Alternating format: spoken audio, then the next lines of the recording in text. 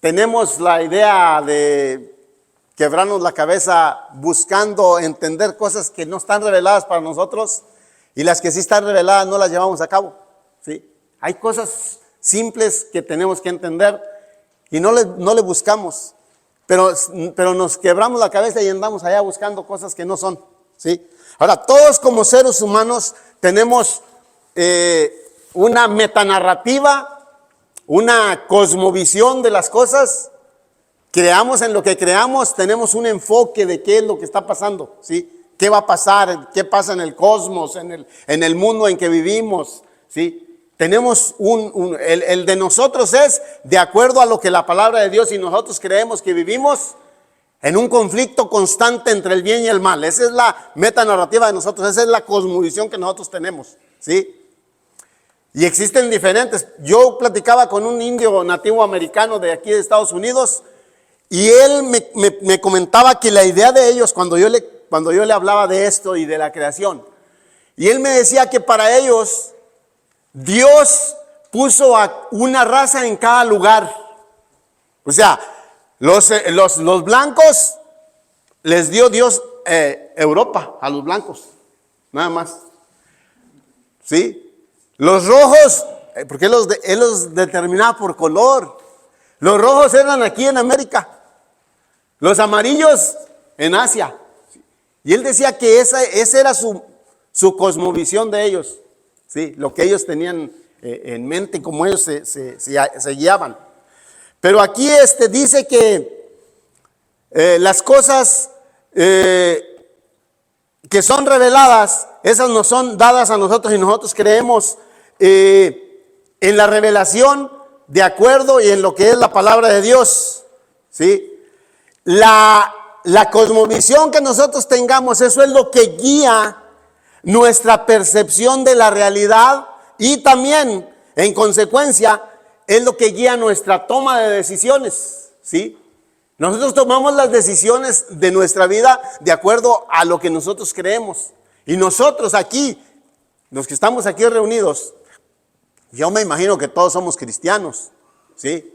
Aunque no precisamente seamos todos adventistas del séptimo día, todos somos cristianos y todos tenemos un concepto de un Dios, ¿sí? De un ser humano caído, y de ahí descendemos nosotros, y de un enemigo que luchó y fue derrotado y que está en conflicto constante con Dios, ¿sí? Ahora, ¿cuáles son las cosas reveladas y cuáles son las no reveladas? Pues hay cosas en las que no nos podemos meter, como que a cuánta distancia está la estrella más cercana. Eso a nosotros, ¿qué es? Eso no es punto de salvación, ¿sí? Ni nos beneficia, ni nada de eso. O sea que, ¿ustedes creen que no a todos los hombres se les revelan las mismas cosas? Porque aquí dice que las cosas reveladas son para nosotros, pero a todos se nos revelan las mismas cosas. Aún aquí en la iglesia donde nosotros estamos, a unos se les revelan cosas y a otros no se les revelan esas cosas. ¿Y a qué se debe eso? Ahora, no estoy hablando de los sueños y las visiones, no me malinterpreten, No van a pensar que yo estoy diciendo que a mí Dios me habla. No, estamos hablando de la revelación que está aquí escrita en la palabra de Dios. Libro de Lucas, capítulo 8.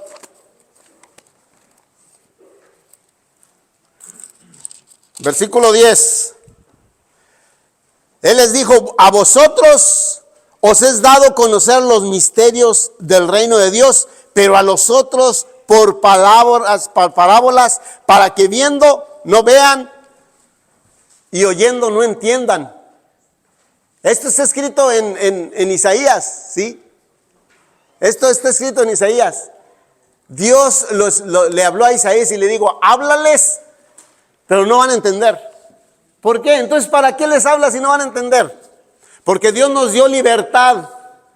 Dios nos dio libre albedrío para que nosotros podamos entender si queramos. O sea que la decisión de entender, ¿de quién depende? ¿De Dios? ¿De quién depende, hermano? De cada uno. De cada uno.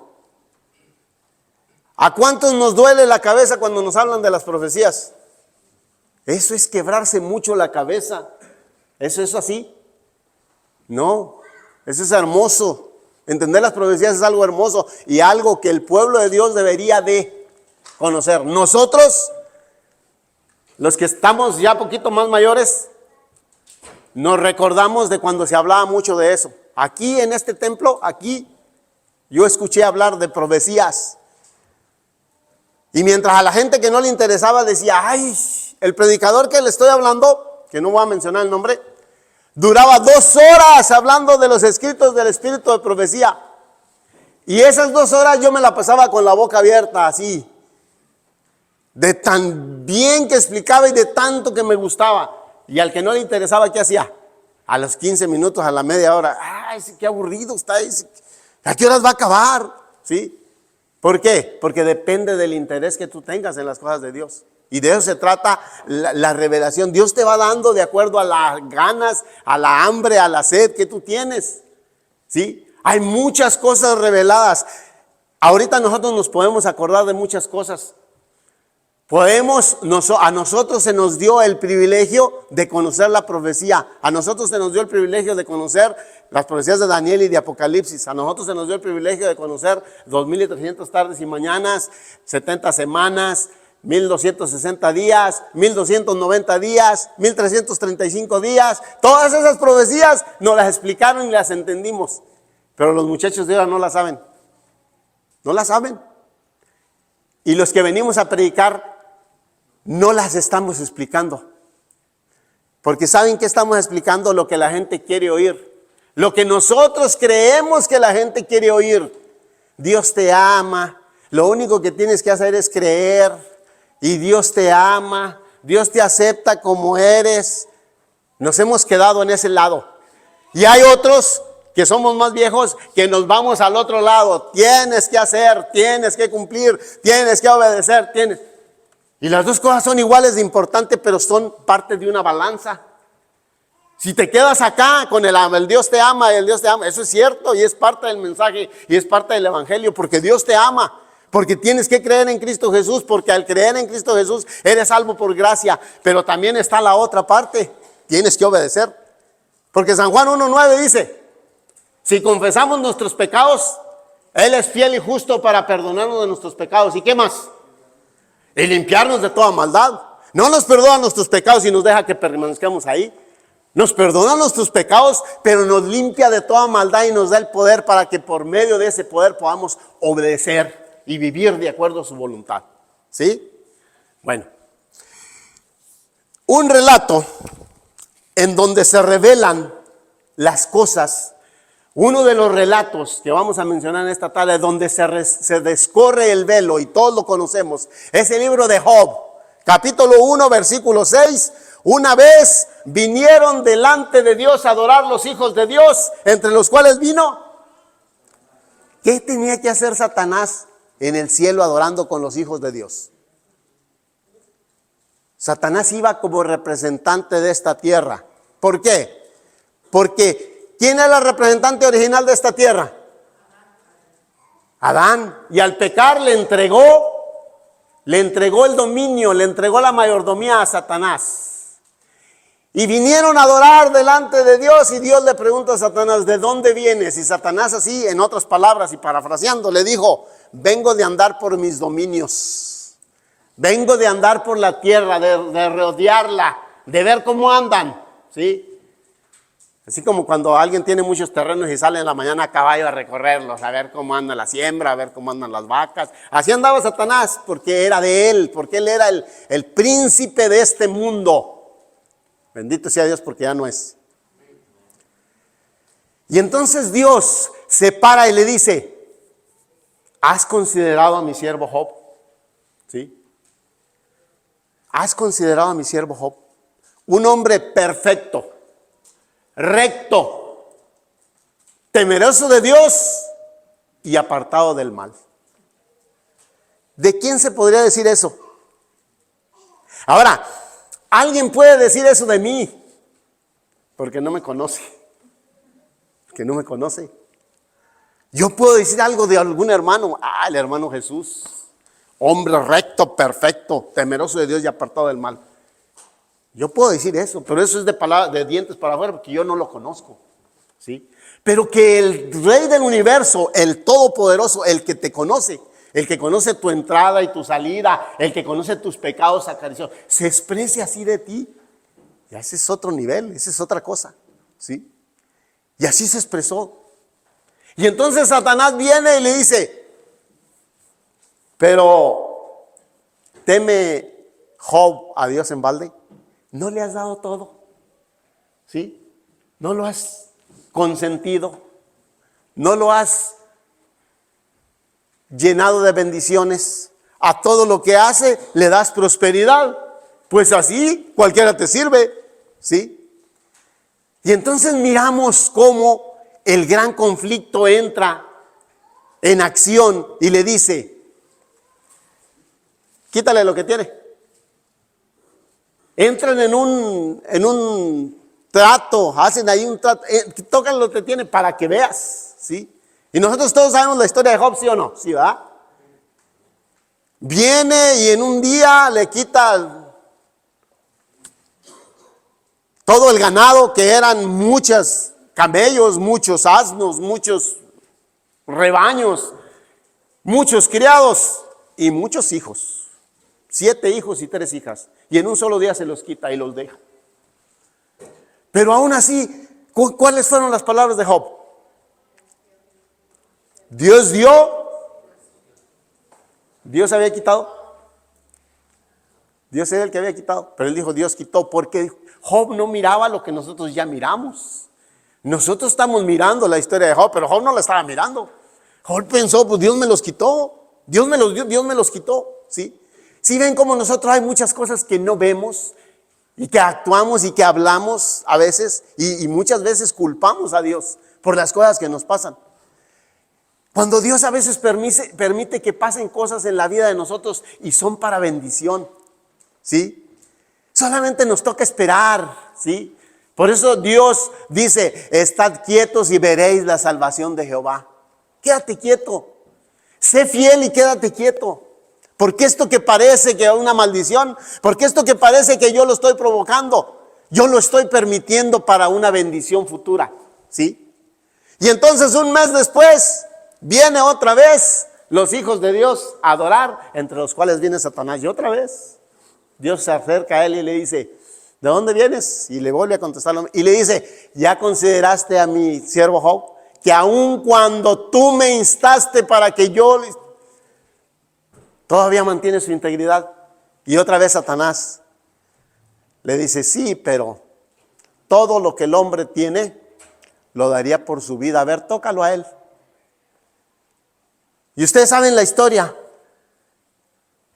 El conflicto que se desarrolla, déjenme decirle que tiene reglas.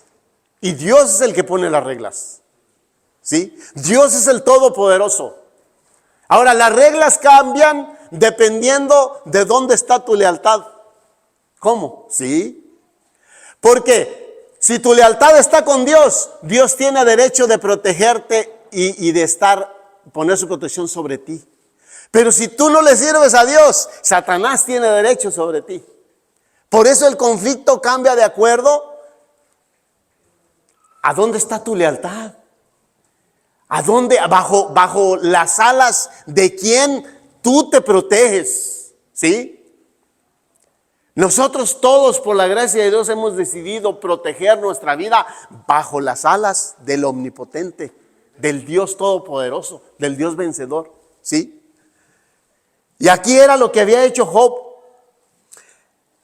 A Dios nadie lo puede sobornar. Satanás viene y le dice, no, pues tú sobornas para que... Dios no soborna a nadie. Dios nos da amor. Con lazos de amor nos atrae hacia Él. El enemigo, que es el gran acusador, acusa a Dios de sobornar a su pueblo para hacerle fiel. Dios no tiene que probar nada, pero lo hizo para que los presentes y los ausentes, que íbamos a leer esto, pudiéramos tener un concepto. Dios permitió a Job que sufriera y que sirviera como ejemplo extremo de lo que a veces nos pasa a nosotros, ¿sí? ¿A cuántos de los que están aquí les han pasado cosas así? A nadie. ¿Como le pasó a Job? No.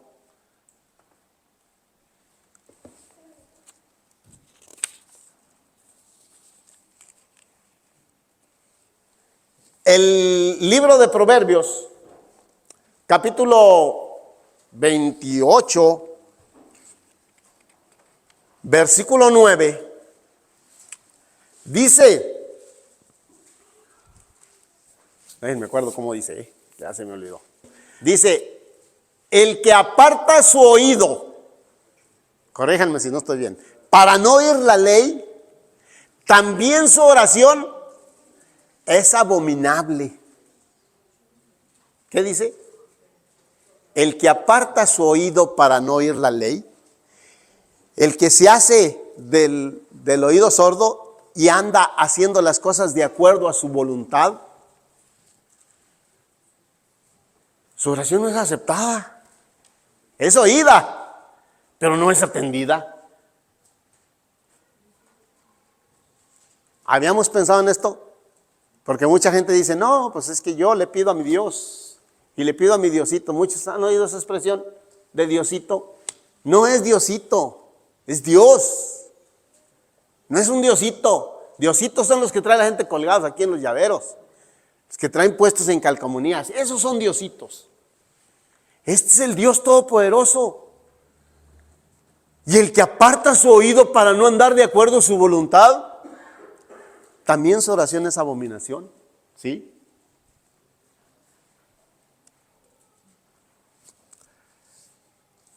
Job 2:1 es una bendición.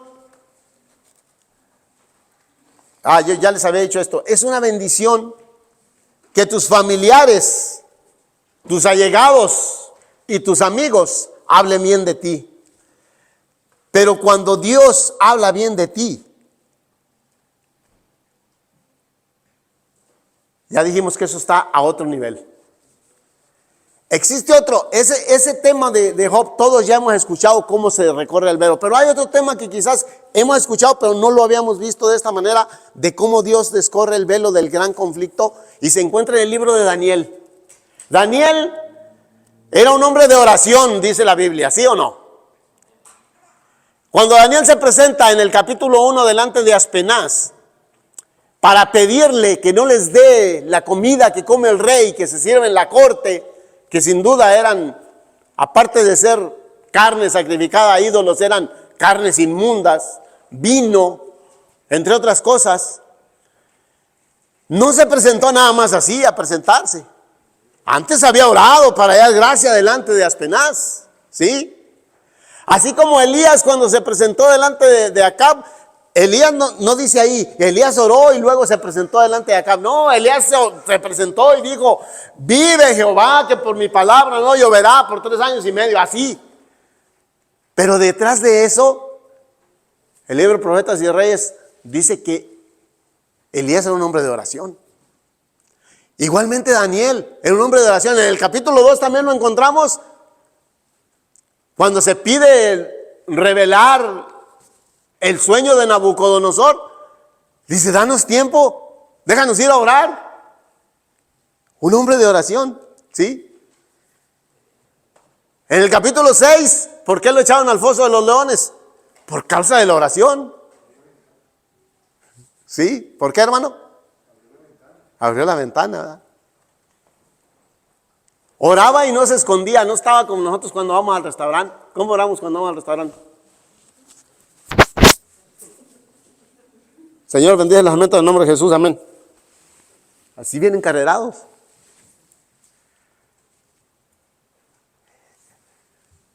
Cuando uno está joven especialmente, pasa eso. Ya cuando uno se hace viejo, ¿ya qué? Cuando uno está joven le tiene mucho miedo al bullying, ¿saben? Yo no he sufrido mucho del bullying porque mi abuelo nos dio bullying desde que nacimos. Desde que nacimos, nos llegamos delante de él y empezaba a examinarnos a ver ¿qué es eso? ¡Oh, mira! Y empezaba a reírse. Entonces, no. Pero los jóvenes, cuando uno está joven, Tiene mucho miedo de que lo ridiculicen enfrente de él. Pero uno ya se hace viejo y se va quitando. Daniel no tuvo problemas con eso. Daniel pudo haberse retirado, no cerrarla, hermano, pudo haberse retirado un poquito donde no lo vieran, ¿verdad? Pero él siguió haciendo lo mismo, era un hombre de oración. En el capítulo 9 lo encontramos orando. Después de que Jeremías, en el capítulo 29, versículo 10, había dicho que la cautividad de los de Judá en Babilonia iba a durar 70 años, ¿sí? En el capítulo 29, versículo 10 de Jeremías, les está diciendo, cuando se cumplan 70 años, va a regresar por ustedes, voy a regresar. Y en el versículo 11 les da una promesa bien hermosa y les dice, porque yo sé los pensamientos que tengo para ustedes, pensamientos de bien y no de mal, porque yo les quiero dar el bien que ustedes desean. Los voy a hacer volver. Y en el capítulo 9 encontramos a Daniel, que dice que cuando se cumplió ese tiempo, él viene y se pone a orar. Y le dice a Dios, Señor, no venimos a ti confiados en nuestra justicia, sino en tus muchas misericordias. Hemos pecado, ¿sí? Y ahí ora. Y luego le responden. En el 9, creo que es en el capítulo, versículo 16, aún está orando cuando viene el ángel y le dice, Daniel, amado, tú eres amado, y le empieza, y ahí le da la promesa ahí le da la profecía de las 70 semanas, ahí, en el capítulo 9. Pero en el capítulo 10,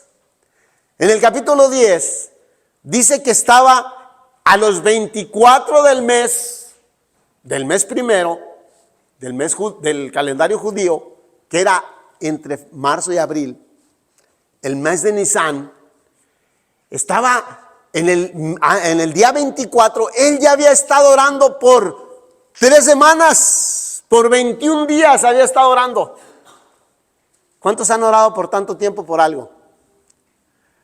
Ahora, ¿por qué estaba orando? ¿Por qué estaba orando él? Él estaba orando por la liberación de su pueblo. Tenía por qué orar. ¿Para qué oraba si ya de todos modos Dios había dicho que en 70 semanas iban a regresar?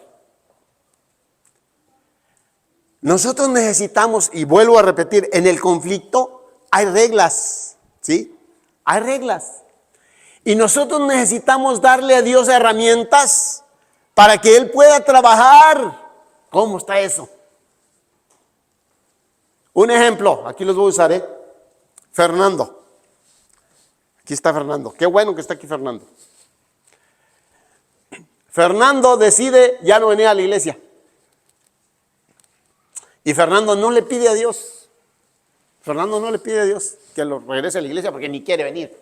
Le caen re mal los ancianos porque nomás lo están juzgando. Le caen re mal los hermanos porque esto, porque lo otro. Además los muchachos son bien aburridos. Y ni hay muchachas aquí. Entonces Fernando dice, no, yo voy allá. Andar allá afuera mejor. Entonces Dios, ¿cómo actúa con Fernando? Si Dios empieza a trabajar en el corazón de Fernando, Satanás le dice, oye, hay reglas, ¿por qué te metes? Él no te está pidiendo. Pero ¿qué pasa? Que Fernando tiene una mamá que se llama Melody. Y esa mamá está hincada orando por Fernando. Y cuando el Espíritu Santo empieza a trabajar en el corazón de Fernando, Satanás dice, oye, ¿por qué? Y Dios lo para en seco y le dice, yo, Fernando, no estoy atendiendo la oración de Fernando, estoy atendiendo la oración de Melody. Y entonces el Espíritu Santo empieza a trabajar en Fernando. Reglas, ¿sí? Por eso nosotros debemos orar.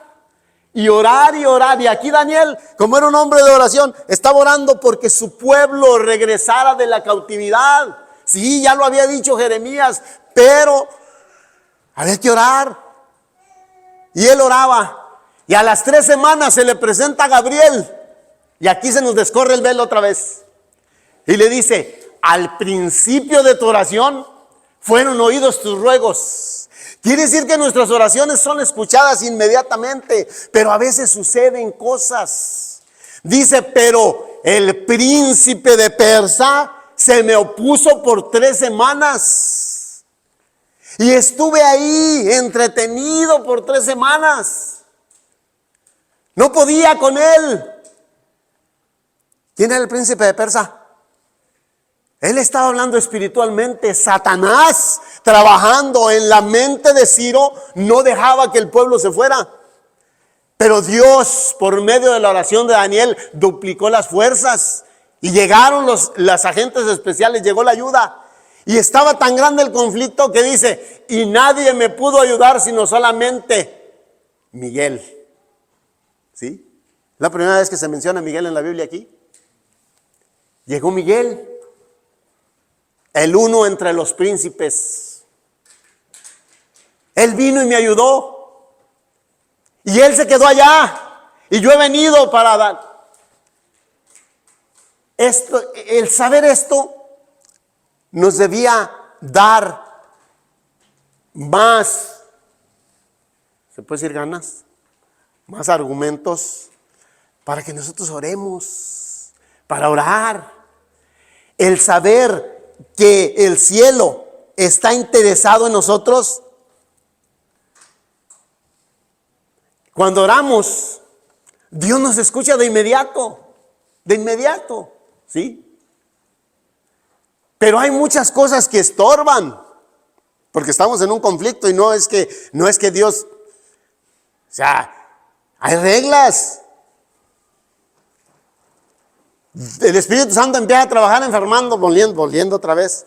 Empieza a trabajar en Fernando, el Espíritu Santo empieza a trabajar otra vez, pero también el espíritu del enemigo sigue trabajando y haciendo su obra. Entonces muchas veces nosotros decimos, sí, pero Dios, ¿por qué no me contesta la oración? Dios ya la escuchó y está trabajando. Ten paciencia, espérate tantito. Nuestras oraciones pueden poner en movimiento a las huestes celestiales.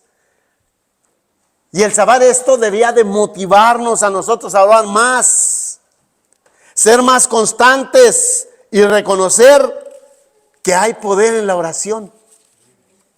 Hay poder. Hay muchas cosas que nosotros oramos y nosotros creemos. Yo me recuerdo cuando recién me moví a la casita donde vivo, me iban a hacer un trabajo ahí. Y el muchacho que fue a hacérmelo me dio su tarjetita y decía allí, no hay trabajo demasiado pequeño ni demasiado grande. O sea, él los hacía todos. Con Dios no hay problemas demasiado pequeños para no llevárselos. Muchas veces nosotros queremos resolverlos porque al cabo yo puedo. Y nos da Satanás unas aporreadas, nos da barre y mapea con nosotros. Y ya cuando estamos allá tirados, volteamos a ver arriba. Señor, ayúdame. Hubieras venido desde el principio, te habías evitado todo eso. ¿Sí? Para Dios no hay trabajo demasiado pequeño. Y tampoco hay trabajo demasiado grande porque Él es el Dios todopoderoso. En Segunda de Reyes, capítulo 6, encontramos, el versículo 16, encontramos que el profeta Eliseo está en su casa y está rodeado por el ejército asirio, ¿sí? ¿Y qué miraba el profeta Eliseo? ¿Una dificultad? El profeta Eliseo miraba lo que nosotros tenemos que mirar. Nosotros tenemos que aprender a mirar a nuestro alrededor con los ojos de la fe. ¿Sí? Tenemos que aprender por medio de la palabra de Dios a imaginarnos con los ojos de la fe todo lo que está alrededor de nosotros. ¿Sí? Porque nosotros miramos aquí, los que estamos aquí, pero no miramos con los ojos de la fe lo que no está pasando. Y el siervo del profeta, que quizá ya no era Giezi, ya no era quizás, yo no sé si sea Giezi o no, pero acuérdense que en el versículo 5 a Giezi le había dado lepra por andar por andar queriendo lo que no era para él. Y su siervo le dice, mira que estamos rodeados. Y Eliseo bien tranquilo le dice, no te apures porque son más los que están con nosotros que los que están en nuestra contra. Y oró para que se le abrieran los ojos a Giezi, para que se le quitara la venda, para que se descorriera el velo. ¿Y qué miró? Las montañas de alrededor rodeadas de pura gente de a caballo, de blanco, ¿verdad? Ángeles, el ejército de Dios. Nosotros tenemos que aprender por medio de la palabra de Dios a descorrer el velo y empezar a mirar lo que es espiritual. Para que podamos encontrar felicidad en Cristo, plenitud, porque si no, vivimos una vida de ansiedad. Vivimos estresados, vivimos acongojados, con preocupaciones. Las fuerzas especiales, los ángeles. Ustedes han mirado en fotos, bueno, algunos han ido por allá a las iglesias esas de allá de allá de Europa, que en los techos, creo que yo lo he mirado en los cuadros de una iglesia, de una Biblia católica así grande que vienen pinturas, y lo pintan a los angelitos ahí en el techo. ¿Los han visto? Muchachitos gorditos, llenitos, así con unas alitas. Los angelitos. Esos no son los angelitos. Los ángeles del cielo. El Salmo, creo que es el 24. Cuando veo los cielos, obra de tus dedos, la luna y las estrellas que tú formaste, digo, ¿qué es el hombre para que le tengas de memoria? Y el hijo del hombre para que lo visites. Le has hecho un poco menor que los ángeles y lo coronaste de gloria y de honra.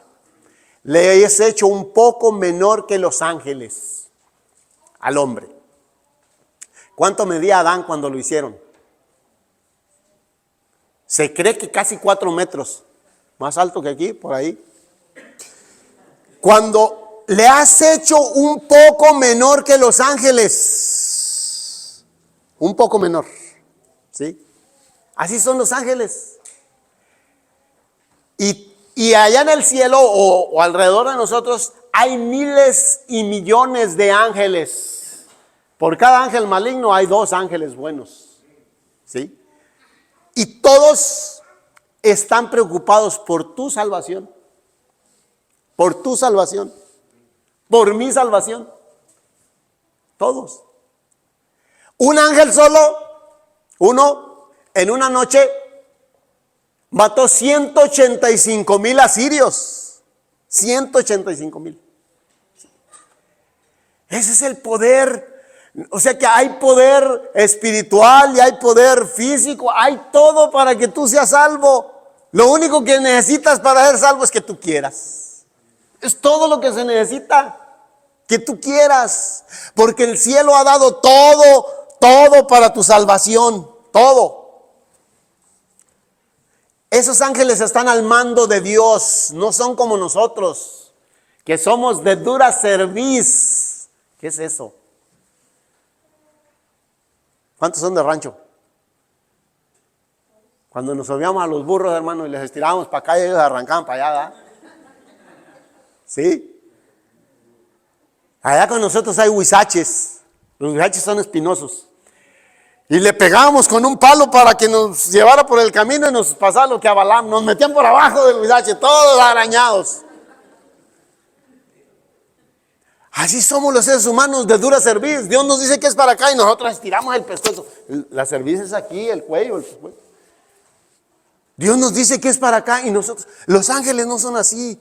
Los ángeles están dispuestos a hacerlo con gozo, lo que Dios les manda. Con gozo. Es una alegría para ellos que Dios les diga, tú ve para allá. Saltan de alegría y van y obedecen. Y siempre que Dios despliega sus ejércitos es para beneficio de nosotros, de la humanidad. Solamente están que nosotros queramos. Aparte de eso, ¿cuántos tienen hermanos mayores? ¿Se acuerdan cuando uno está en la escuela y que no tiene hermanos mayores en la escuela? Yo me acuerdo cuando yo ya estaba en 6º o en 5º, ya no tenía hermanos ahí en la escuela. Entonces ya uno cuando no tiene hermanos como que se debilita poquito. Porque cuando tiene hermanos, uno hace y deshace y cuando le quieren pegar uno voltea y grita a su hermano y su hermano viene, ¿sí? Muchas veces uno se busca los problemas y es buscar ruido. Y luego ya cuando ya le anda, le habla al hermano, ¿sí? Y los mete a uno a los hermanos en problemas. Bueno, nosotros tenemos aparte de los ángeles un hermano mayor que es Cristo nuestro Salvador. Y no podemos decir estará dispuesto, porque Él ya estuvo dispuesto. Y no estuvo dispuesto a nomás venir a pelear por nosotros, estuvo dispuesto a venir a morir, a dar su vida en la cruz del Calvario, para que nosotros podamos ser salvos, para que nosotros aceptemos la salvación. ¿Sí? Pero recuerden, nosotros muchas veces decimos que amamos a Dios. ¿A cuántos les gusta? Yo no soy de las personas así, melosas, así. Ustedes ya ven cómo hablo yo. Yo quisiera a veces hablar así como los hermanos, como el hermano Manuel, que habla bonito, así. Yo no puedo, yo hablo feo. Te amo, te quiero. Bueno, hay mucha gente que yo le he oído hablar y le dice a Dios, te amo, Señor. Eso es bueno. Pero Dios es así como nosotros los hombres. A las mujeres les encantan que les diga te amo, ¿sí o no? A las mujeres dígales te amo y ya las tiene contentas. A nosotros no es tanto así. A nosotros nos gusta que nos respeten. A nosotros nos gusta que nos den nuestro lugar, no que nos digan te amo. Por eso la Biblia dice, mujeres, no, hombres, amad a vuestras mujeres. ¿Sí? Y a las mujeres no les dice amar a vuestros maridos, les dice respeten a sus maridos. Dios dice, si tú me amas, no me vengas a decir, guarda mis mandamientos. O sea, demuéstramelo haciendo. Los seres creados junto con Cristo están inmersos en el conflicto que nosotros los seres humanos provocamos. En el pleito en el que nosotros nos metimos. Ellos están más metidos que nosotros. Porque nosotros como que no le ponemos tanta atención. Vivimos nuestra vida, andamos haciendo nuestras cosas. Y ellos ahí atentos en el conflicto que nosotros provocamos. En otras palabras, tiramos la piedra y escondimos la mano. O no. Ay, que le hagan como puedan para salvarnos. Y tenemos ese ser, ese Dios, ese gran príncipe, ese todopoderoso, el jefe de los ángeles. A mí me encanta la escena que se lee en el libro de Josué capítulo 5, donde están por tomar Jericó y en la noche sale Josué, me imagino que a orar, y se aparta poquito y se le aparece un varón alto. Y Josué, ahí chaparrillo, se le pone el brinco. ¿Han visto los perrillos chihuahueños cuando se le ponen a un perro grande? Así me imagino a Josué poniéndose con Cristo, ¿sí? Saca su espada y le dice, ¿eres de los de nosotros o eres en contra de nosotros? Y el príncipe del ejército le dice, no, sino como príncipe del ejército de Jehová he venido. Y ahí está. Ese es nuestro hermano. Ese es Miguel, el que nos defiende. Ese es el arcángel, el único arcángel que hay. En el cielo hay querubines, hay serafines y hay ángeles, pero no hay arcángeles. Hay un solo arcángel y se llama Miguel, que es Jesús mismo, que es el Dios todopoderoso que está dispuesto, ¿sí? Está dispuesto. Es el mismo que dice en Salmos, el ángel de Jehová acampa alrededor de los que le temen y los defiende, ¿sí? Es el mismo que se le apareció a Agar allá. Es el mismo que se le apareció a Josué. Es el mismo que luchó con Jacob. Es el mismo que está aquí en este momento inmerso, metido en la vida de cada uno de nosotros para poder protegernos por el amor que nos tiene.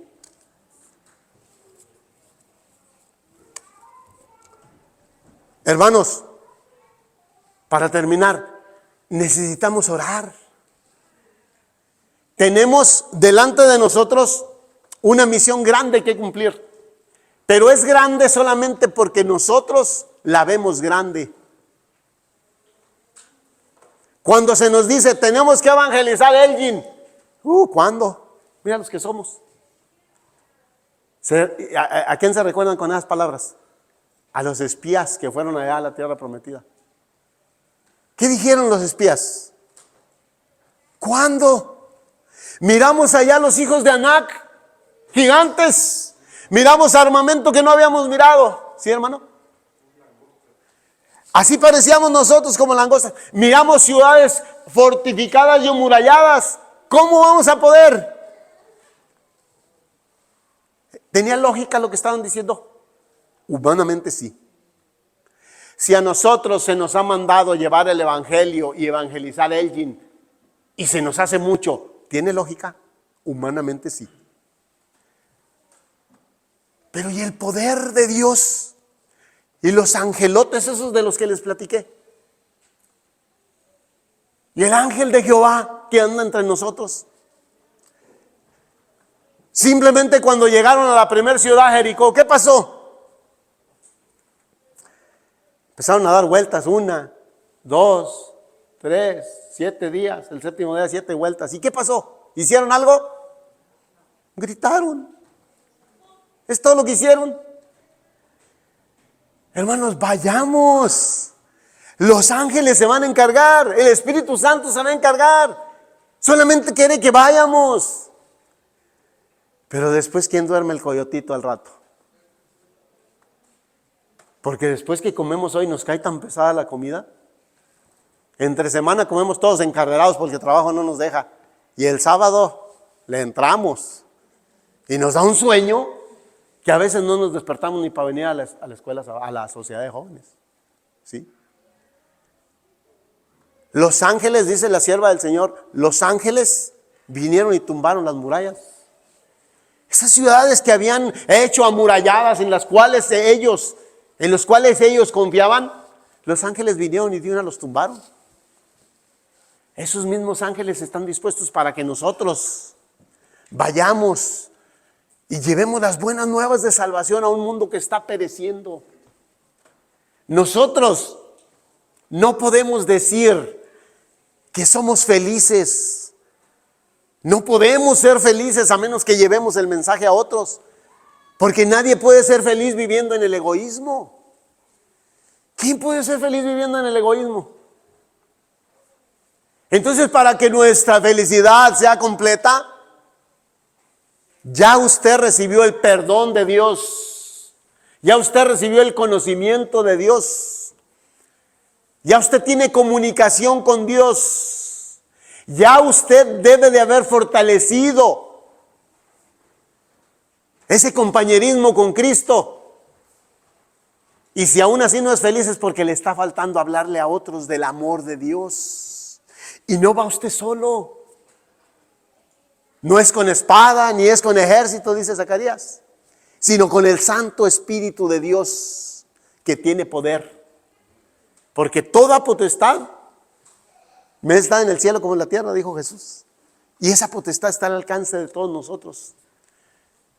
Necesitamos conocer a Dios, necesitamos orar y necesitamos hablarles a los demás del amor de Dios. Nosotros que ya se nos ha descorrido el velo y ahora miramos con los ojos de la fe. Que Dios los bendiga.